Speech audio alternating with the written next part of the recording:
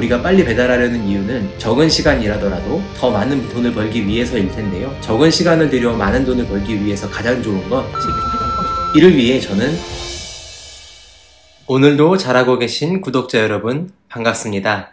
머니터리입니다. 이번 영상은 자전거라 가능한 더 빨리 배달하는 법에 대한 이야기인데요. 제가 고작 500건 정도 배달한 아직은 초보이지만 제 채널에는 배달을 해볼까 하고 관심을 가지고 계신 분들, 이제 막 시작하신 분들이 꽤 계시더라고요. 그분들께는 저의 경험도 도움이 될 것 같아서 준비해보았습니다. 자전거라 가능한 더 빨리 배달하는 방법. 이 영상을 끝까지 보신다면 지금보다 더 빠르게 배달할 수 있는 좋은 팁들을 얻으실 겁니다.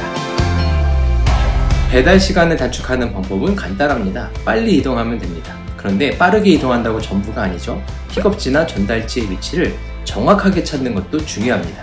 그러면 어떻게 픽업지와 전달지를 정확히 빨리 찾고 또 빠르게 이동할 수 있는지를 제가 사용하고 있는 방법을 소개해 드리겠습니다. 첫째, 배달 어플을 최대한 활용하라.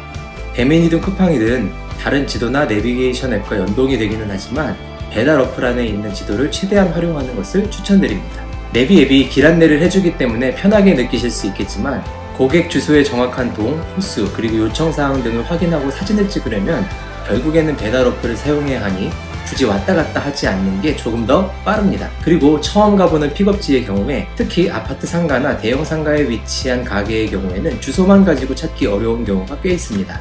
저 같은 경우에는 아파트 단지에 상가 건물이 2개인데 그걸 모르고 가게가 없는 쪽 다른 상가를 한참 찾아 헤맸던 경험이 있는데요.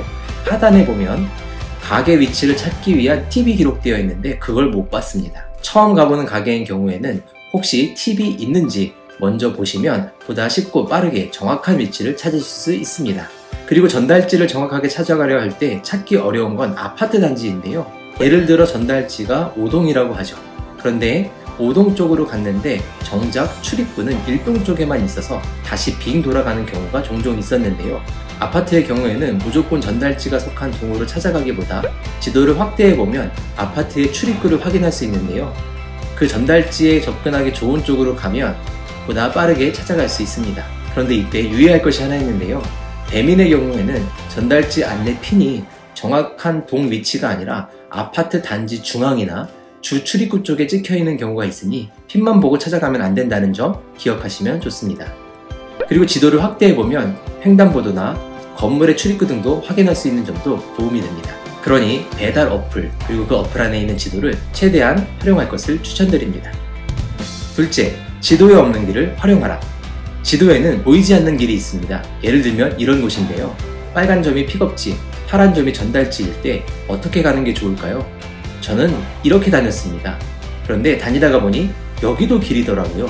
물론 차나 오토바이로는 갈 수 없는 도보로입니다. 그런데 저는 자전거를 이용하다 보니 이 길도 이용할 수 있습니다. 그래서 이 두 번째 팁, 지도에는 없는 길을 활용하기는 자전거라 가능한 더 빨리 배달하는 법이라고 할 수 있겠네요. 길뿐만 아니라 아파트 단지의 경우에는 주 출입구 외에 사람들만 다니는 그런 작은 출입구들도 있으니 다니면서 눈여겨보셨다가 활용하시면 좋을 듯 합니다. 셋째, 좁은 길, 돌아가는 길을 활용하라.